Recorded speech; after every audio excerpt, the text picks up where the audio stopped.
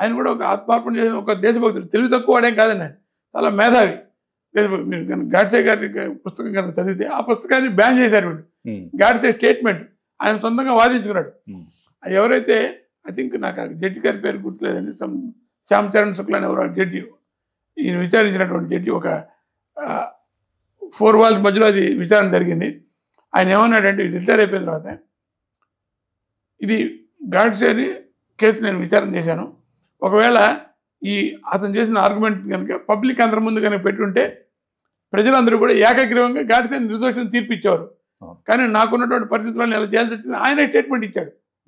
Judge, ఏ judge అయితే గాడ్సేకి శిక్ష వేశాడు ఆ జడ్జి ఏమన్నాడంటే, అదే ప్రజా కోర్టులో కనుక ఈ విచారణ జరుగుంటే ప్రజలను కనుక తీర్పివ్వమని చెప్పుంటే ప్రజలందరూ కూడా నిర్ద్వందంగా ఏకతాటి మీద గాడ్సేని నిర్దోషం తీర్పిచ్చేవారు అని ఆయన ఇచ్చాడంటే చెప్పండి ఎంత. ఇప్పుడు ఇవాళ కూడా పుస్తకం ఉంది, అది may it please your honour అని ఒక పుస్తకం ఉంటుంది, may it please your honour. ఆ పుస్తకాన్ని చాలా సంవత్సరాలు బ్యాన్ చేశారు.